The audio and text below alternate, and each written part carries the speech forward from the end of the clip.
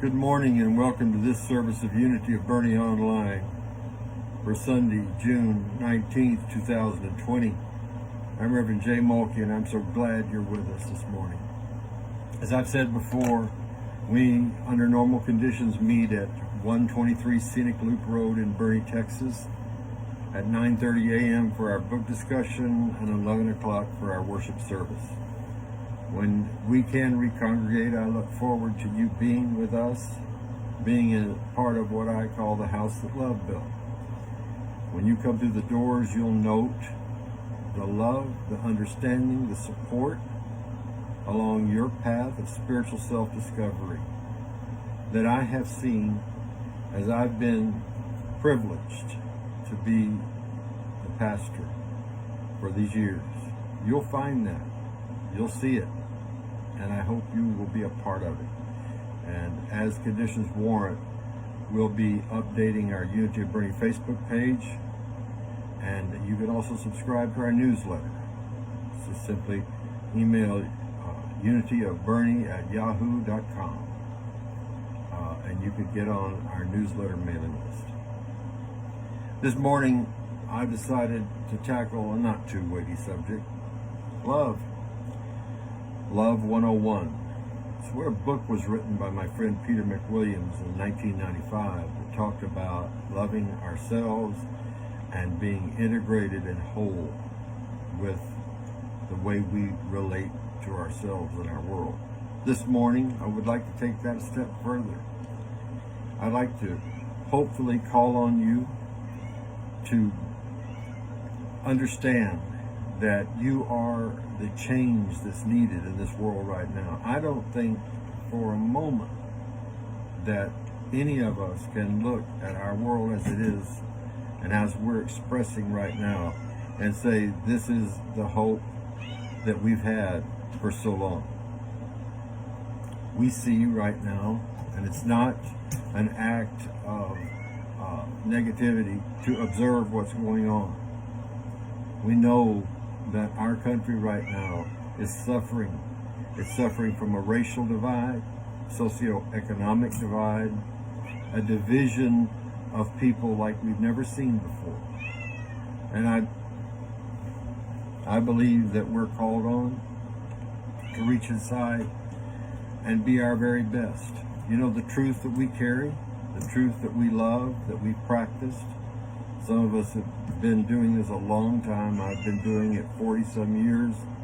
Some are newcomers, some are in the middle, but we all are able to affirm and believe in things being better than they are now. We're always asked, I believe, the question, how can I be better today than I was yesterday? How can I lighten someone's load that comes across my path? Someone that needs what I have or I'm talking about. In New Thought circles, we talk about the individual in large measure. We talk about embracing and loving the truth of who we are and expressing that truth no matter what. Even kitty cats that want to interrupt the pastor when he's talking, that's all right, that's life. But life sometimes seems messy. It is that way for many people that are on the divide, the margins, those that call out for our understanding and our help, our compassion, our empathy. You know, it's said that Christ Jesus said, by this will all people know that you are mine, that you love one another. And the way that we do that is physically, tangibly. We send our prayers, of course. We uphold the divinity in each other, of course. But then we ask ourselves, what does that look like when it plays out on a daily basis? It's never an act of insecurity to question ourselves. In fact, when we question ourselves and we analyze our motives, we're able to come to a conclusion many times that surprises us because we're thinking outside of our usual way. We're willing to go a step beyond the way we've thought in order to get different results. It's a very insecure act, I believe, to be afraid to halo certain assumptions and say they're only the absolute truth. Nothing else can be true but them. And that's the way it has been, and that's the way it always will be. No, it's going to be the way that we set our intention. And we set our intention this morning, I hope, I believe, as I speak on this subject, Love 101, that we set an intention to see a better world, a world that I've said is waiting to be born, a world that realizes that no one is born expendable, and that there are people that exist that need what we have. It may be our gift of treasure, our time, our talent. It may be a total paradigm shift inside us that says we're willing to be proactive towards our brothers and sisters, that we understand that there is human need, and we go forth in a very cheerful, optimistic way to meet that need. We're not abnegating self-responsibility. What we are doing is asking for the best response that we can give inside ourselves. Our life is lived inside out.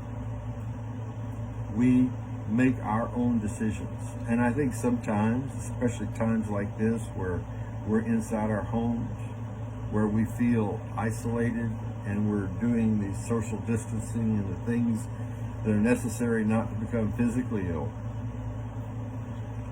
we're still in a way, in a place where we get to think and contemplate and wonder what's next.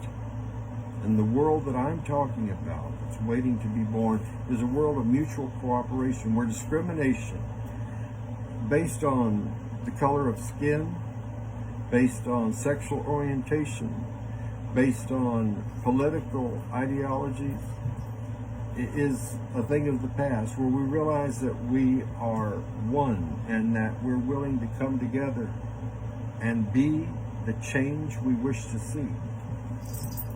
There is a moment of truth for some folks, and I'm remembering right now the day that Rosa Parks said in the back of the bus, "Not today." We can have our not today moment when we stand up in the fullness of our potential and standing in the truth of our being and say, what can I do to show compassion and empathy and love and concern for my fellow brothers and sisters? It's said we're blessed to be a blessing. And I believe that's true. God has no hands in this world and no feet in this world except us. We carry, from the time we're born, the stamp of truth and love inside us. And somebody today needs what we have. And rather than feeling that we're inconvenienced by that, we can see that we're really blessed to be a part of that answer. Have you heard the term, blessed to be a blessing? We also know it is take care of yourself so you can take care of others. And I think at a very fundamental part of ourselves, we know that we can only take with us, ultimately, in the final analysis, what we've given away. I believe that in each one of you is compassion and empathy and love for those that hurt. The Christ message, the Christian message, no matter how it's been divided over the years, no matter how many ways we've haloed it and said it belongs to us, it's a universal message.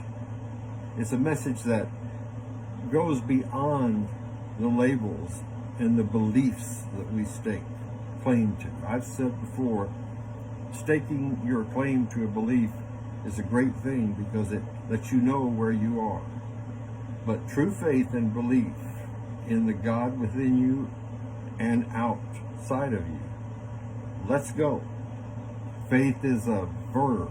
It's an action. It is a willingness. And I come to you this morning, hopefully to spark that feeling in you that you want to be part of the solution. I know, and you know, that right now, more than ever, we need compassion and cooperation.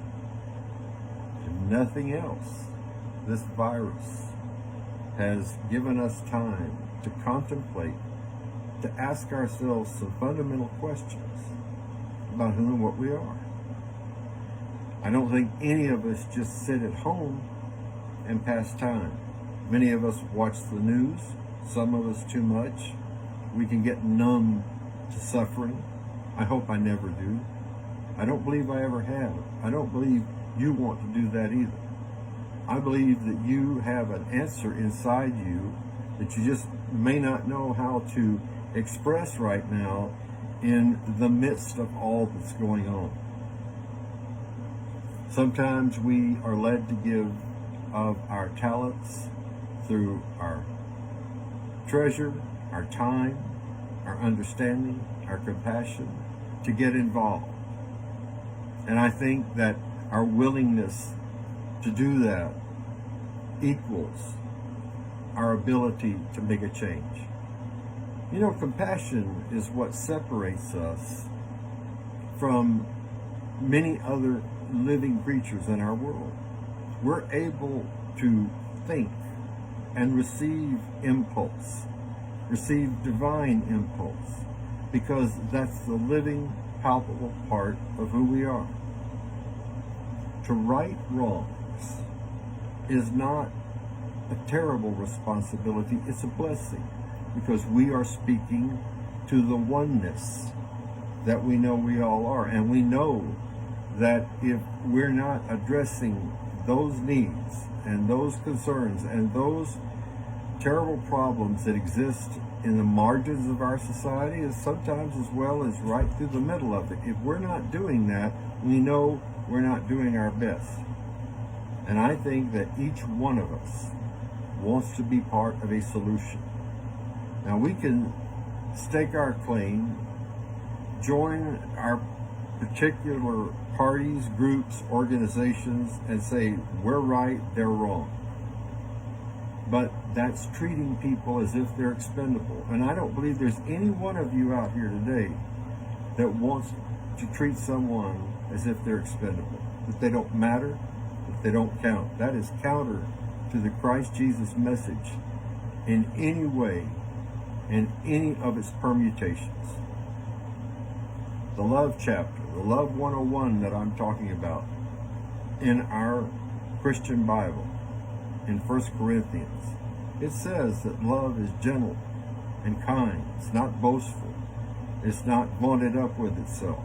It's not in love with its own narrow focus. It's an expansive thing. And if we're not showing that to our world, then we really are hiding our light under a bushel. Our job is to remove that bushel, because the light that shines the farthest shines the brightest at home and the brightest inside ourselves. There's nothing that I'm saying this morning that should be a scary thing. I call forth each one of you to look inside your heart and ask what kind of world you want to see and how cooperation, mutual cooperation looks, especially going forward. Does it mean that we're willing to take on healing some wrongs that have happened, that we have pushed aside in pursuit of the things that we have to do on a daily basis? You know, some of us can get shop-worn with hearing trouble. Our compassion can get pushed down by the needs of everyday life, and we become a package unto ourselves when we're supposed to let our light shine, when we're supposed to let the empathy and the compassion that's inside each one of us shine forth to those who are in need. I'm not asking you to join a cause. I'm not asking you to go out and change the world unless that's what you'd like to do. You could change the world in your own corner of it. You are the answer to someone's prayer right now.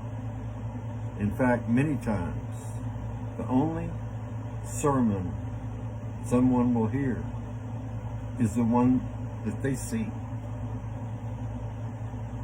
We have to be willing to shake up our assumptions sometimes. Truth is a living, vital thing. It's not something that's just dormant. Oh yes, it's always there. It's always accessible. It's always there in time of need. But I believe it asks us questions. And the way that we answer those questions forms the type of union and society and country that we wish to be. And I don't believe, even for a minute, that we really prize division, separation, and this butting of heads together about my opinion is better than yours, my way is better than yours. We have to cooperate. It was Abraham Lincoln, I think, that said, we must all hang together or we'll hang separately. Now, these are all trite ways, I think, of saying the message that I'd like to get through this morning. The message that you matter and you matter to someone else. And it may not be who you think it is. It may not look like what you thought, and that's why I ask you to be open to divine impulses, to be open to the touching of your heart in ways that it may not have been before. Now, I'm not saying that we've done everything wrong, but I'm saying we've come to this critical point in our world's history, in our nation's history, for a reason.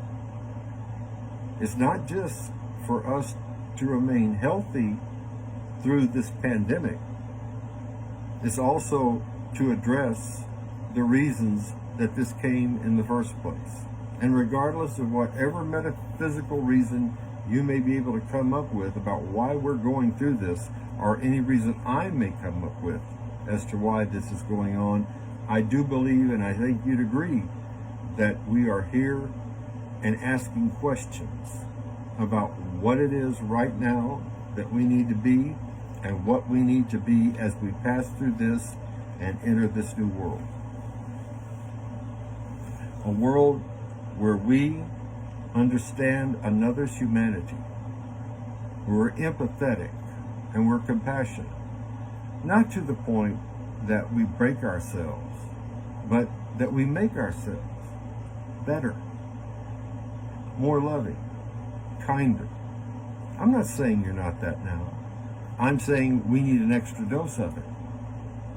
We need the truth to be played out on the world stage, on our national stage, that we hold so dear and so lovely and so wonderful inside ourselves. You know, in New Thought, we make ourselves better people by realizing the truth of who we are. One of the great old sayings of unity was, "The Christ in me salutes the Christ in you." And I would like to extrapolate that a little further and say, the need in me recognizes the need in you. The compassion in me wants to help the part of you that needs it. That's what we're here for. When we talk about oneness, that's not some etheric idea that was thought up by a few metaphysical teachers. It is the sum and substance and truth of who we are. Christ Jesus said that we are one. His prayer was that we would all be one as he and his Father were one and are one. And these wonderful divine truths that we hold on to that are changeless doesn't mean that we cannot add to them by what we do and what we set in motion and what we believe for and what we actively work for. A more just society a more perfect society is what we all see down deep. But many times our hardened opinions, our ideas about how it's supposed to look, get in the way. That's why we have meditation. That's why we're able to do introspection. That's why we're able to receive divine impulses. That's why in prayer and meditation we get ideas that take us forward. This country, indeed this world, is moved forward by the thoughts that we think individually and collectively. And to those that are on the margins right now, that don't understand necessarily why they are in the position that they're in, we have an answer. We say, rightfully so, you are beloved. I am beloved. Person down the street is beloved. Nobody is expendable. And we're not scared to analyze who and what we are. We're secure enough. We're able to stand in our own strength and power well enough to question parts of ourselves that heretofore we haven't thought about doing. That's life. That's growth. The other way is a stagnant way. And we're seeing the fruits of stagnation right now. We're seeing outplayed the differences that we're holding on to so tightly, that we can't let go of. And I believe this with all my heart, that there's not one person that I'm talking to this morning that doesn't seek to see a better world than what we have right now and be a part of the solution. It takes a moment sometimes. I remember in my studies and in the history of our nation, but I also studied it because I was very interested in the civil rights movement. When Rosa Parks was in the bus that day and said, no more sitting in the back of the bus. That was an individual flashpoint for her, and it ignited one around this country and around this world, that nobody should endure what she endured. And she was willing to walk forward with a new idea. You see, it's always an idea first. It's always a thought first. I'm just asking this morning that our thoughts be for the good, for the betterment, for the appeasement of the things that hurt other people. We are the answer. We are the ones with an active decision that can go forward and say, this is what love looks like. 1 Corinthians talks about love being wonderful, not boastful, not jealous, not vindictive, not unkind, but love that embraces all and is the sine qua non, the zenith, the epitome of what it means to be God's ambassadors here on earth. Our light is meant to shine, not just for us, but for our brothers and sisters. So what does that mean to you? What does it mean to show compassion, empathy, and concern to those right now who hurt? Truth, real truth, is never afraid to test itself, to ask questions, and listen for the answers, and then to move in a loving, nonviolent, and caring way to embrace other people. It's so fundamental. But I think we get so bogged down with our own troubles and our own lives and our own fears and our own insecurities sometimes that we can't see that's in front of us. And it's a strange situation that is true, that when we start to care about the issues of others, the problems of others, that our own problems begin to work themselves out. You see, I believe we need each other, not in an unhealthy way, but in a way that says, I recognize you as part of me. That the oneness that we celebrate and talk about isn't just an etheric idea, it's a rock solid truth. We inhabit this world together. We inhabit this country together. We have the ability, by a choice, my simple decision, to say that perhaps the road that we've been walking, or the things that we may not have been seeing, are calling for our attention, and we have an answer, and a creative answer. Each one of us has gifts differing, and our world needs them badly right now. And I affirm this morning, I hold as the highest thought that I can come to you with of human cooperation, divine cooperation, the oneness that Christ Jesus said he wanted to see, the one that the great spiritual masters of all traditions have talked about, beyond any superfluous differences, that reaches upwards and higher and says, how can we be better today than we were yesterday? I invite you to be part of that solution through the ways that mean the most to you. If it means giving, we freely give. If it means exercising compassion, we do that. If it means getting involved with a group of like-minded people who are positively going forth to make a change, to help bring understanding to pass, to help bring compassion. I'm back to that word.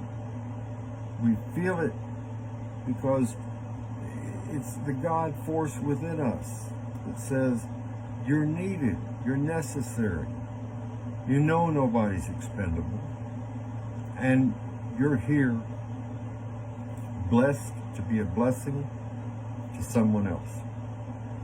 It's my prayer this morning. And I'm going to do something, pardon me, a little different than I have in the past. We have a separate meditation, a healing meditation for us in our world. But right now, and through this week, I invite you to think of one small way that you can be part of the solution, that you can be part of the answer to someone else's prayer, and to realize that analyzing ourselves and our motives and where we've been and what we are, and perhaps our fatigue and our complacency, it can happen, happens to the best of us, that we're willing to step aside from that and look forward to something that's greater and better. We may not know what it looks like right now, but we're willing to be open to the process of understanding and beginning. Compassion is a wonderful thing. It's able to look at another person and say, I understand. And I know how hard it may be for you right now. And that the Christ in you is just as perfect as the one in me. But in relative circumstances and where we are right now, that something else is needed. And that divine impulse moves us to want to correct those things that we know are not right and are not going to work as we go forward. Now, this world is going to be healed. That's the way it is. We look back over the centuries and we see that the negative things came to pass and not to stay.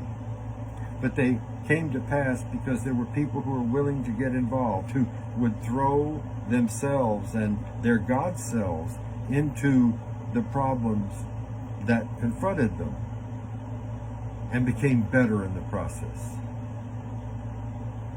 Better people, for better answers, for a better world. And in a separate video in just a moment, I'm going to lead a meditation, a holistic one that represents what I believe we need right now, the cooperation and the understanding that makes true our affirmation of oneness. It's wonderful to talk about oneness. It's wonderful to visualize oneness. But sometimes we have to get down into the heart of things and help produce the oneness in tangible ways. I'm not here to tell you what political party you should be affiliated with. I'd never do that. Those decisions rest properly with you. But the fruitage of those decisions, and what you're called to do with the decision you make, is something wonderful that only you can do. And I want you to remember this morning that beliefs are a wonderful thing. They stake the claim of where we are. But living vital faith is the willingness to release those beliefs and see how they play in our world, to see what comes of it, to understand, to truly understand that as we do for others, we do to ourselves. Nobody is expendable. And if you need help today, wherever you may be, I invite you to let Unity of Bernie know. Now, we may not be able to do everything, but we can do something. I invite you to email unityofbernie@yahoo.com. Visit the Unity of Bernie Facebook page. Get involved, be part of receiving our newsletter, of projects that will be coming, classes that will be coming. There are classes that I'm planning to teach in August that are beyond the scope of this morning, but I believe this morning is a good introduction to that. And it's becoming better by the act of helping others become better, while recognizing and saluting the divinity in each other. God bless you for being here this morning. God bless you for taking the time to listen to this and to be open to the divine impulse to change if necessary, to make a new decision, to feel in your deepest heart that you understand and are compassionate about the plight of those who hurt so badly right now. That's what we're about. Yes, we affirm the truth for ourselves, and we know that we are always in the presence of God, and we're willing to extend ourselves for others so that they can recognize their own internal divinity which dwells in them. Thank you for being a part of this morning. Thank you for listening. And I'd like to invite you right now to take a gift that you have to our church. We have bills and obligations that we have to meet during this time. And realize that as you give, you receive. In fact, our blessing mentions that. And it does it in this way. We take our gift in our hand. And if we don't have a gift in our hand, we visualize something that we love and are thankful for. And we see its increase. And we do that by saying, divine love through me blesses and multiplies all that I am, all that I have, all that I give, and all that I receive, and I send it forth in faith with my blessings and my love. God bless each and every one of you. I invite you to be part of this meditation that's coming up, that's separate from this particular video, and to know that you can be part of the solution. And if I didn't mention it, we get real excited about this. If I didn't mention it, the place for our gifts to be sent is Unity of Bernie, P.O. Box 1973, Bernie, Texas 78006. Exciting things are coming. I know right now this isn't the reality that we all want to see. And we're being questioned, and we're wondering what the future will hold. Well, I'll tell you, we craft our future by the God presence in us and the decisions we make, by the presence that never leaves us alone for a second. God bless you, each and every one of you today. And I invite you right now to visualize or take your tangible gift and to say, divine love through me blesses and multiplies all that I am, all that I have, all that I give, and all that I receive. And I send it forth with my blessings and my love. I believe you'll be richly blessed for it. And I leave you with our prayer for protection.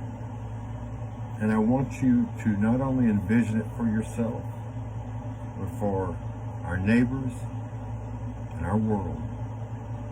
And it is this prayer.